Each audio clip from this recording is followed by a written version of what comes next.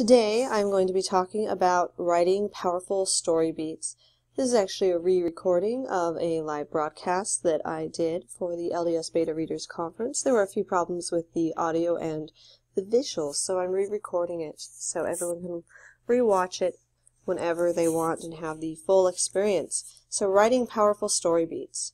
First, you can visit my website, katherinecowley.com/blog/story-beats for a copy of the slides and for some useful links that are mentioned in the presentation. To start out, a little bit about me. My name's Katherine Cowley. You can find me on Twitter at Kathy Cowley, facebook.com/Kathy Cowley.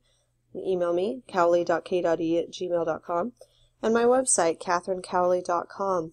I have taught as a writing professor at both Brigham Young University and Mesa Community College. I have a number of short stories published, including The Clockwork Seer in the anthology Steel and Bone, as well as a number of others in online publications. You can find most of them on my website or link to from my website on katherinecowley.com, or you can purchase a copy of Steel and Bone on Amazon. Now to start out, story beats. What are story beats? If you think about fiction, the atom is the smallest unit, basic unit, would be the words of fiction. And of course you can go smaller than words, just as you can get smaller than an atom, but it's the normal smallest unit. But when you're thinking about building a story, you need more than just words. And so that's where story beats come in. These are the molecules, these larger units that are building blocks for life.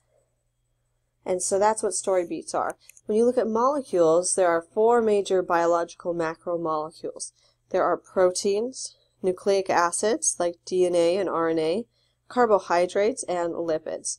For story beats, there are 5 major story beats. There are others, of course, but 5 major ones that I'll be talking about today. There are action beats, description beats, pause or inaction beats, and dialogue beats, and finally, emotion beats. So let's get started. We're going to start by talking about the action beats of fiction. Action is core to narrative or to plot. The idea of a plot is that A happens, followed by B, followed by C. So story requires action. It doesn't necessarily mean it has to be action as in fighting or physical conflict, though it can mean that, but it's in the sense of people acting or doing something, events happening. So in terms of action beats, there are 10 major action beats. First, we have the summary action beat. Now, a lot of times people say show, don't tell, and that's a good policy, but there's actually a lot of cases, you go in any story, in any novel, where actions are summarized. So, for example, the boat came into the harbor.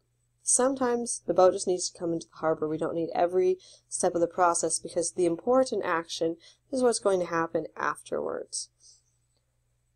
So knowing when to summarize is a very useful skill. The next type of action beat is the habitual or recurring action.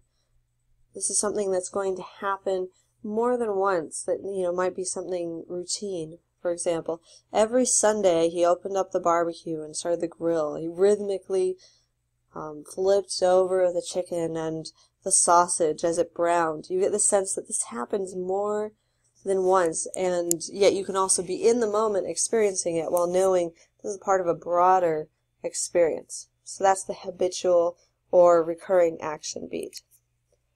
Next, you have the long shot or extreme long shot action beat. Now, I borrowed these terms actually from film, from cinematography.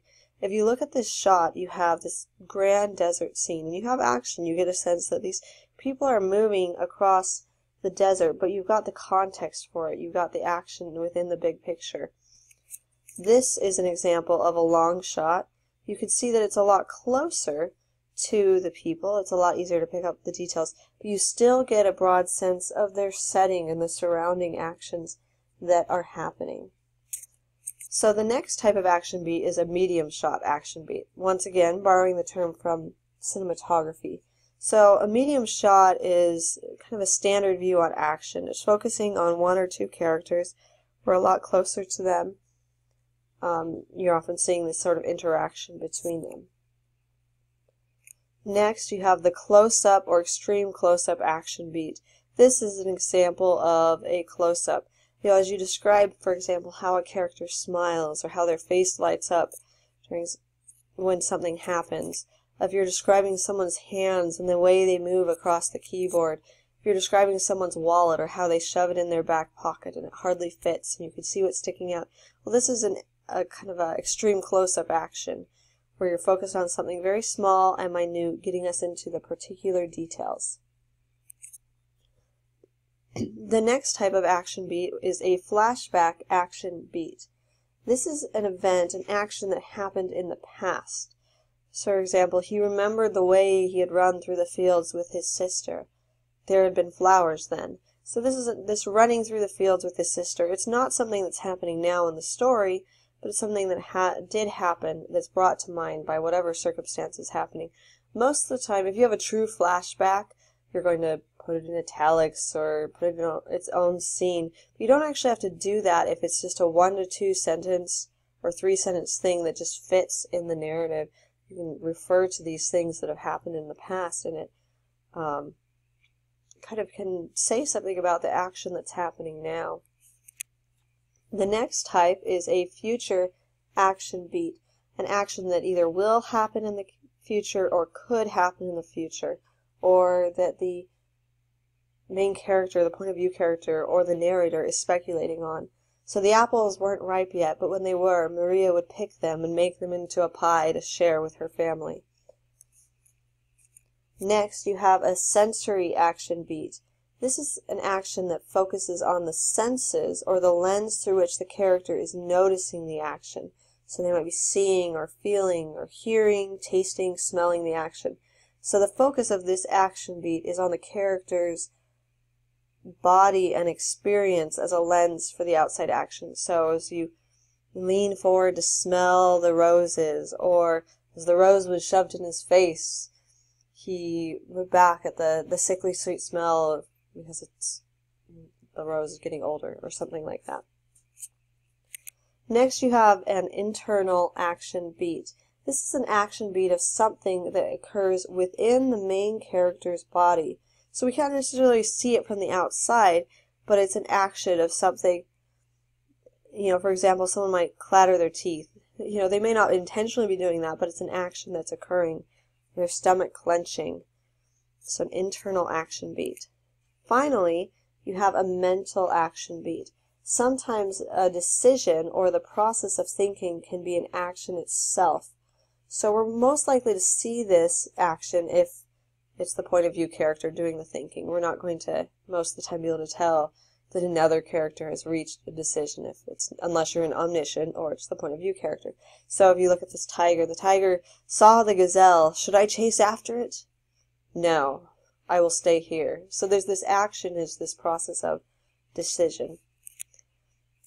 So here's an example from award-winning author Jhumpa Lahiri from her short story, Unaccustomed Earth. So it starts, being the only 2 Bengalis in the tour group, naturally, they'd struck up a conversation. That's a summary action beat that we have here. So she could have gone into scene and shown the details of how, he says hello and she says hi and they say, oh, where are you from? But instead she summarizes it. That's not the important part.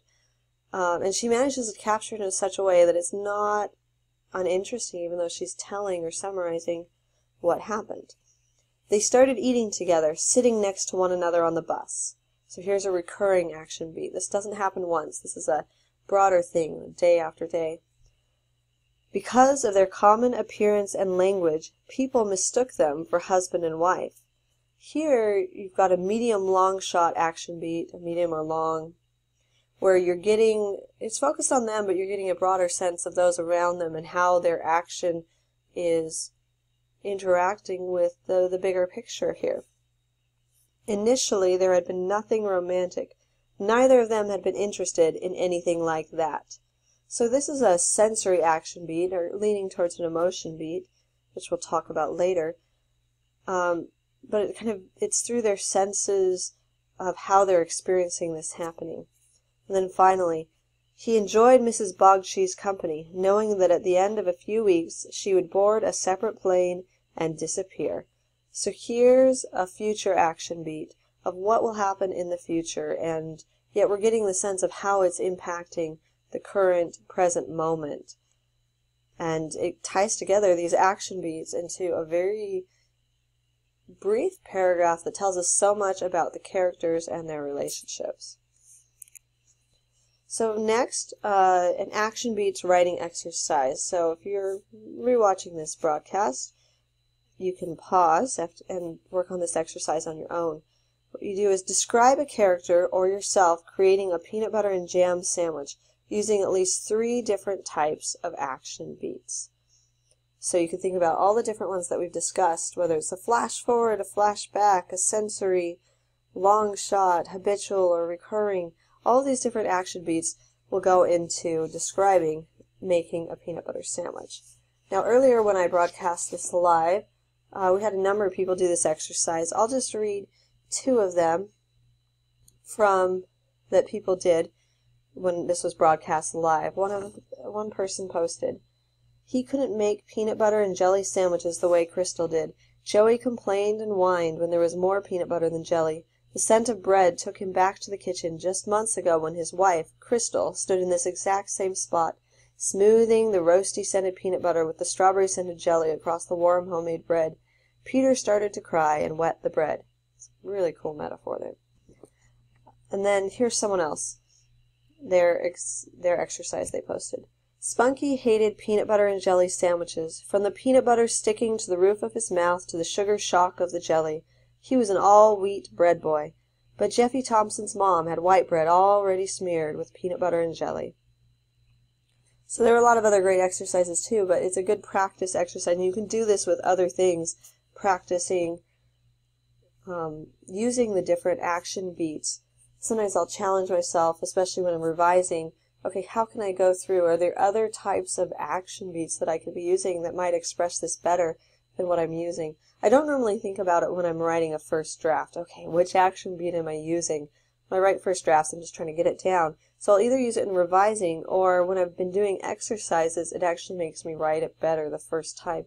It's like practicing scales on the piano or doing drills at a soccer practice.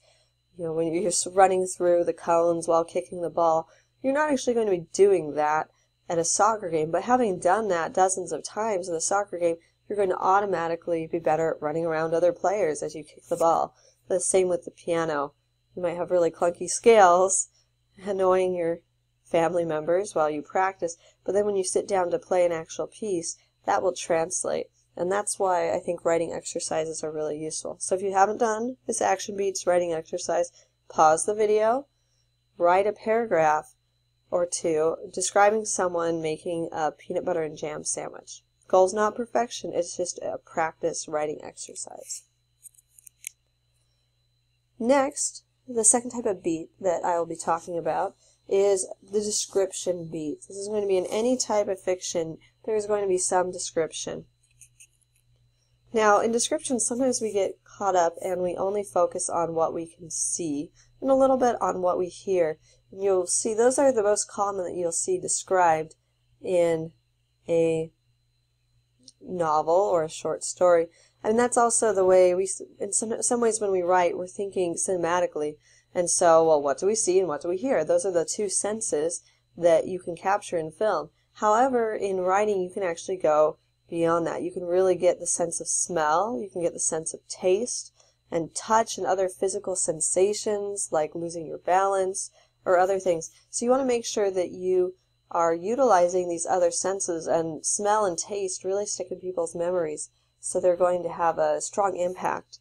So for example, if you look at this image of this chapel that is falling apart, you know, I could spend pages describing the way the light's coming down through the broken holes and how it hits the stained glass window and the trees and the angles of the leaves that are climbing and growing up in the ruins, which is all great. I can also talk about the smell of the damp, rotting wood, the creak of the boards, slipping as one cracks beneath my step. Another tip for writing description is to try to use key details. You don't necessarily have to describe everything, whether it's you're talking about science, or explaining how something works, or the history, or society, or culture, or even someone doing something, or describing a character. Choose the telling ones. People will extrapolate on the character, the setting, and the world. So, for example, if I'm trying to describe the character Zara, I could describe every piece of what she's wearing and how she looks. Or I could say something like, Zara hated jeans with fake pockets almost as much as she hated it when people stared at her nose ring. So I've chosen two things, but by the way I've chosen to describe them, you get a sense for who she is in that very short description. And this works for whatever it is you're describing. You don't have to describe everything in the world, even if you know it. Choose the important things that will allow readers to fill in the details. You're not a production designer in a film where they really have to put every piece of the wardrobe. Everything has to be there. You just choose a few things. We fill in the rest. The next type of beat is a pause or inaction beat. This is really powerful, kind of the opposite of an action beat. Not used as often, but it can do a lot for your characters and your readers. So types of inaction. So there's physical stoppage. So something is in action, whether it's a character or a machine, an animal, environment, and it physically stops. So the wind could stop, or a person could stop moving, stop riding your bike. You could stare. There's all sorts of ways to show this, whatever is happening stops. Then there's also a verbal stoppage where someone is talking or making a noise and then that stops. You could also probably have other types of inaction as well, but those are two major types. So the reasons to use a pause or an action beat: it's imitating real life, it gives emphasis. So when you have a pause, it's going to emphasize what's either before or after that pause, probably both. It can build tension, and it can give reaction space to the reader and or to the character. So if something big happens or strange, the character needs time to say, what is going on? Or what is this? What does this mean? And sometimes the reader needs the time to say that as well. You can also, in addition to describing, okay, this person stopped, or there was this pause, or this person stared or scrunched their face in surprise, you can also create a very small pause through a dialogue tag. So for example, if you had Marlon said, you have a sentence like, Marlon said, I don't want to do it, I just really don't.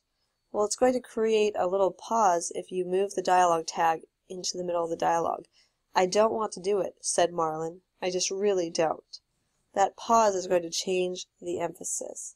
Now, in terms of pause and inaction beats, I wanted to give an example from the book, The Life of Pi.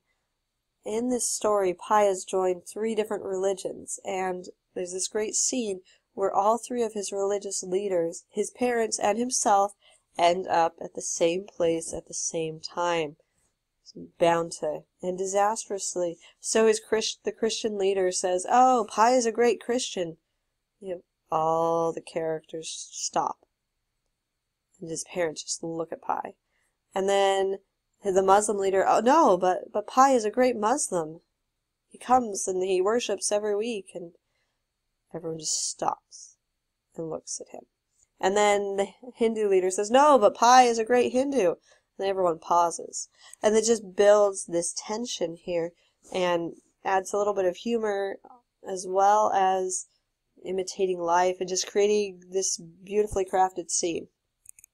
So now, moving on to the next type of beat. Let's talk about the dialogue beat. A beat of dialogue, often it's one sentence, sometimes 2. If you start to get more than that, you're probably multiple beats. Even if someone's speaking for a longer time, a beat is one thought or one focus of, it's a smaller unit of it. So, dialogue beats. When you're thinking about constructing your beats, I like to think of what Kurt Vonnegut said. He said, every character should want something, even if it is only a glass of water. So whenever I write, I try to think, okay, what does every character want in this scene? So this person might want a glass of water, while this person just wants to go home and sleep, and yet they're here talking about the horse that they need to sell. And so, but these conflicting desires, they're going to come out in the dialogue. Now, most of the time your characters aren't going to actually state what it is they want, but it is going to change how they interact with each other. And that will help. It's helped me create a lot better dialogue. Good dialogue, according to William Noble, does one of 5 things, or it can be doing more than one at the same time. It characterizes the speaker, it establishes the setting, it builds conflict, it foreshadows, and it explains. So at any given point it might be doing one or more of these things. And finally, one thing that you can do with dialogue beats is you can actually use an action beat instead of a dialogue tag. So if you have, I really wish I hadn't been there, said Lily, and then she continues talking. You could actually say what Lily does. She dropped her backpack on the floor, and then you continue on with the dialogue. When thinking about dialogue, there's a lot more that you can do, thinking about how it's really a condensed version of what we say. It's the best of real conversation. It imitates real conversation, but without all the ums and the distractions, and it's a lot more focused. But as you craft it, thinking about what characters want and what is the purpose of this dialogue, what is it achieving, will help make it come together. Here's an example of dialogue beats mixed with action beats and inaction beats, and how it's all coming together. This is from Fahrenheit 451. Montag stopped at the door with his back turned. Millie? A silence. What? Millie, does the white clown love you? No answer. Millie, does... He licked his lips. Does your family love you? Love you very much? Love you with all their heart and soul, Millie? I just want to go read more Ray Bradbury and learn how to write. I could read him all day. Okay, one more insight with some of these beats that we've been talking about. Dialogue, description, and pacing. When you have dialogue, it increases the pace of the story. The readers actually start to read faster. And it's not just that there's more white space on the page, but we actually just start to read faster to get through it. So if you want to increase the speed of a scene, have dialogue, especially short lines of dialogue, even more. Description, on the other hand, will decrease or halt the pace of the story, because description is the opposite of action. You're describing someone's clothes or something, so it slows it down. If you have a lot of description, it can even halt the action. So if you've got, for example, Lord of the Rings, where you have sometimes pages of description describing the inn or the history of a certain magical population or the food, you're slowing down the story. And in some stories you want that. Most of the time you don't want to use, at least modern styles of writing don't use as much description, but it will slow down the story. But it can be really powerful in creating a setting and creating a place. And then there's some stories like Seven Eves by Neil Stephenson, recent amazing sci-fi knowledge. We have 10 pages of description. What you want to think about is, where am I going to place this description? If this description is placed in the middle of the action scene to explain something, that's going to really interrupt that flow of the scene. So if there's a way to place it for the action scene or foreshadow with some of the description and then it becomes relevant later, then you can keep the pace that you want in your story. So here's an exercise that incorporates multiple of these types of beats. So you start by writing 3 to 4 lines of dialogue, starting with, I told you to buy bananas. So you could pause this video, just try to craft these, decide who these characters are, what do each of these characters want out of this situation. Obviously there's probably going to be more about banana than just bananas in this conversation. Are they having people over? Is this a marital problem? Are they roommates? Are they siblings? Who is this and how is this going to impact their dialogue? What the lines you choose. So pause, write 3 or 4 lines of dialogue, more if you need. Then part 2, to your dialogue, try to add at least one pause, one description, and one action. And you'll start to see how this changes how the dialogue reads and how it's going to impact the reader. So once again, pause. Take the time to do this exercise. It's a good practice. And there are other exercises you can do with some of these types of beats on my website if you go to the blog post that I mentioned, that I'll mention again at the end. So next, we are going to talk about emotion beats. Emotion beats are some of the most powerful beats of all. This is one of the things that fiction, particularly novels and short stories, allow us to do, is really dive into the emotions of the characters. Film, you have amazing actors that are carrying the emotion through their body language and their facial expressions and the way they talk. Writing, you don't have that. You have to provide all of that for the reader, but you can actually go even deeper into the characters' emotions, really let us into the minds of the characters through these emotion beats, and that's something particular to the genre of the novel or the short story. Emotion beats are really powerful. They're also hard to write. These are one of the hardest things that I have had for learning to write. I used to years ago get, what are your characters feeling? And I would know what my characters were feeling when something happened, and I thought, well, her cat just died. Of course you know how she feels. But my readers actually didn't know that because I didn't use the proper emotion beats to make them really feel that with my characters. So this is really useful techniques with thinking about these emotion beats. So the first type of emotion beat is you just state the emotion. You know, this filled her with happiness would be an example of that. I'm also going to give some other examples that I have on one of my blog posts using the same situation but a different type of emotion beat. The characters are named Russ and Irene. So, for stating the emotion, I didn't get the job, said Russ. Irene was frustrated. He could have at least visited the company's website before going into an interview. But as always, he insisted on doing it blind. So we outright stated Irene was frustrated. And yet it kind of works here, especially because I've added a few qualifiers about why she's frustrated. Most of the time, though, you don't want to use that.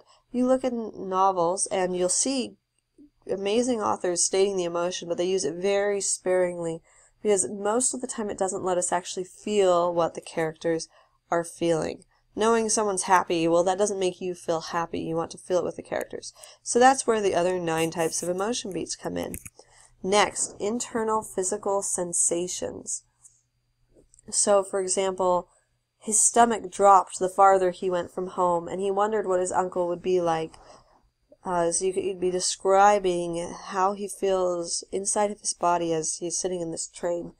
If we want to go back to the Russ and Irene examples. I didn't get the job, said Russ. Irene felt sick to her stomach. It was their last chance.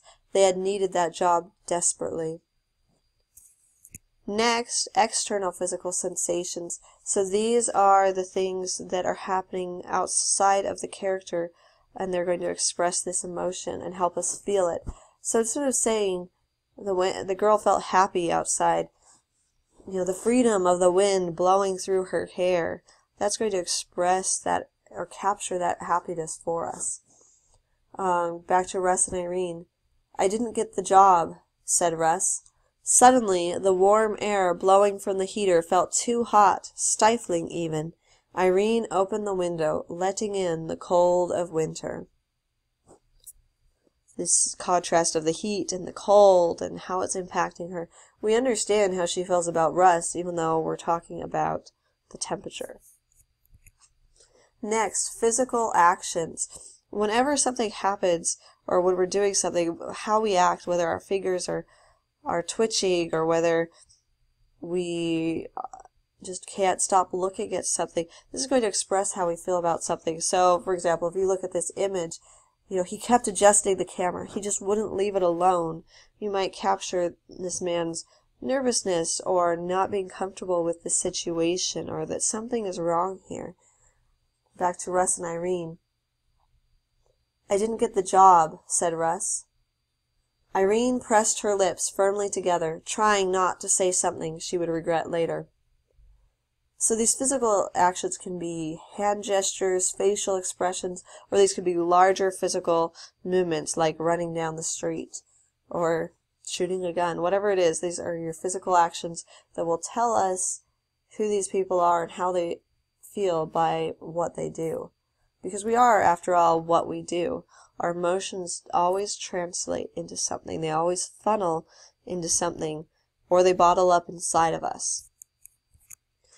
A great resource for these past three types of emotion beats, internal physical sensations, external physical sensations, and physical actions, is the book The Emotion Thesaurus, A Writer's Guide to Character Expression. This is organized by emotion, so you have anger or embarrassment or joy, and what it does is it gives you several pages of examples of these sorts of physical or internal actions that the characters might do or that express their emotions. And it's not necessarily that it'll use one of the ones there, but it will often trigger something in your mind. You realize, this is what my character would do. So the next type of emotion beat is using something that is distinctive to your story world or your character. These are actually my very favorite because there's something that's so specific to your story, and that can often build throughout your novel. So for example, if someone's part of a motorcycle gang, their emotions are going to impact the way they ride their bike, the way they interact with their wardrobe, or with other motorcyclists. I read a book, Dangerous, by Shannon Hale, and the villain always chews gum. And the way that he chews gum gives the main character insight into his emotions. The next type, let me go back. In terms of emotions that are distinctive to the character or the story world, let's say Russ and Irene are actually in a fantasy novel. "I didn't get the job," said Russ. Irene performed a quick spell on Russ. It froze him for a minute, giving her time to consider the best way to react, to school her expressions. It really wasn't polite to bewitch your spouse, but it was better than accidentally transforming into a dragon and biting his head off. So there you go. Irene and Russ in a fantasy world. But if it was in an actual longer story, there would be things about particular to Russ and Irene that I would be able to use as well, even if it wasn't a fantasy novel. Next emotion beat is setting tinged by emotion. So for example, if you have these fall leaves, the character might, or the narrator might describe them as brittle or barren, or the light reflecting off of them and the warm colors. That's going to create a very different emotion. Or watching the last leaf drop as the tree steeled itself for winter. That's a very different emotion. Or you could describe the saturated, fake color of the leaves like a Hallmark card. Each of those is going to capture a different emotion. So here is another example with kind of using the same imagery. "I didn't get the job," said Russ. Irene forced her eyes away from him, out the window. The last leaf that had hung onto the tree all winter long fluttered to the ground. So next we have a metaphor or simile to express an emotion. So you could talk about how it's one tiny star in the universe, hardly worth an astronomer's gaze. You can use like or as, make it, a very direct metaphor or simile.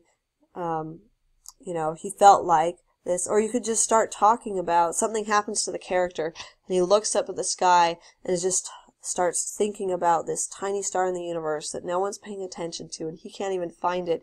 And so you don't necessarily have to directly state the metaphor, but you place it after that can express the emotion that's happening at this time, and it becomes this metaphor for the character. So if we go to our Russ and Irene examples, this is both setting that contrasts the emotion instead of being in parallel, and a simile. "I didn't get the job," said Russ. Irene forced her eyes away from Russ, out the window. The green on the tree was oversaturated, like a poorly made Technicolor film, mocking her with its cheeriness. So our next type is a mini flashback. This is actually very similar to the flashback for the action beat, except here the focus is on emotion and previously the focus was on action. A lot of the times, honestly, it will do both. These are very similar molecules here. So, mini flashback, once again, you don't necessarily have to set this off in italics. This is just a small part of, it just kind of flows in. So, for example, if someone fails at a presentation, giving her a presentation, something goes wrong, and then at that moment she remembers how she didn't learn to ride her bike until she was 10 years old. That's going to reveal how she feels right now when something goes wrong with her presentation, the fact of what happened with learning to ride her bike. Next, we have a mini flash forward. Same thing, very similar to the flash forward and the action beat. So, a mini flash forward, something like, he would run out of water by the time he reached the mountain. He didn't think he'd know where to look for more, but maybe, just out of sight, there had to be something. So you kind of get his sense of perseverance. He's not going to give up, even when something challenging happens. Or if he thinks, well, I'll have to look here, here, here, here, here, you start getting his anxiety, this worry about it. Now for our Russ Irene examples. First, the mini flashback. I didn't get the job, said Russ. Irene had known this could happen, yet still his words shook her, the way the doctor's words had shook her when the IVF failed for the 3rd time. She knew what would happen now, the sinking despair, the gradual recovery, and all the while the knowledge that this had been the last chance. And now for our flash forward. I didn't get the job, said Russ. Irene looked at the floor. One of these days she would leave him, take her terry coat, and walk right out the front door. And finally, our last emotion beat would be surreal imagery. So let's actually go straight to our example. I didn't get the job, said Russ. She had expected this, but that did not stop the rush of despair. The couch swallowed Irene whole. You have to be careful with surreal imagery, especially if in some genres, like fantasy or science fiction, we might wonder if the couch actually did swallow Irene whole. But as long as you've set up the story world and that's not a risk, you can have a really powerful impact with surreal imagery. It's rather an extreme emotion beat, so you want to use it sparingly. It's a strong spice.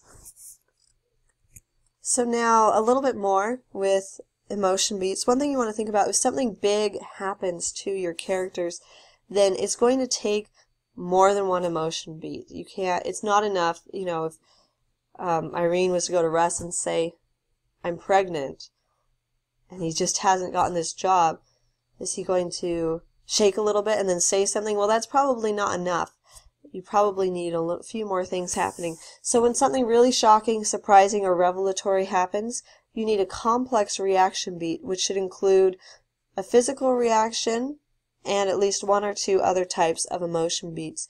Sometimes in some stories you'll have 3 or 4 paragraphs even of emotion beats if you've got a flashback or a flash forward or a metaphor or something else that could kind of really solidify these emotions for the characters.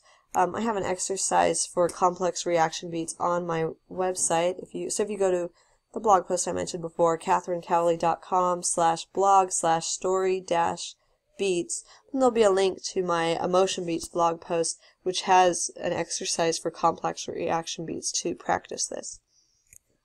Finally, an emotion beats writing exercise for you to do now. Pause the video. The vase shattered on the ground. Now, actually, if you really want to do this exercise in its extended form, I would make myself write a sentence for each of the different types of emotion beats where I show the emotional impact through different types, just like with the Russ and Irene example. So, the vase shattered on the ground, you can pause the video and create an example. I'll read a few from earlier today when I gave this presentation live.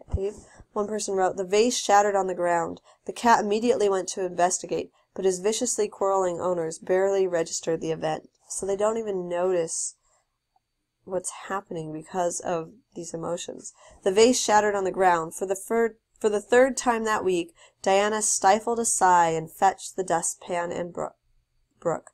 So here, this is happening again once more often. We're getting a sense of her emotion. This is kind of, okay, not again. The vase shattered on the ground. It was quickly followed by a ceramic clown that had been thoughtlessly sent by her grandmother on her 16th birthday. I'm kind of glad the ceramic clown fell in that example. Someone else's example. Lisa smiled as the glass splintered against the expensive Italian marble tiles on the floor.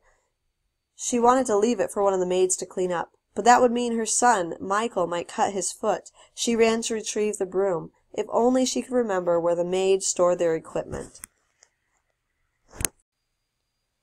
The great thing about this example is that you kind of get the sense of development of these emotions. A lot of times our emotions aren't as fixed as we think they are. Something happens and we feel happy. Something happens and we feel sad.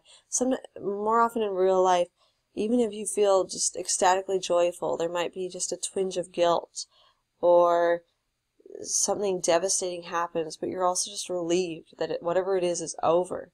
And so I love this example, how at first she smiles. She's just going to leave it for someone else to clean up. But then her son could get hurt. So this worry, and so she runs. But then she can't remember. She can't solve this problem. And so you've got all these complicated emotions as she's going through these kind of actions that express what is happening to her.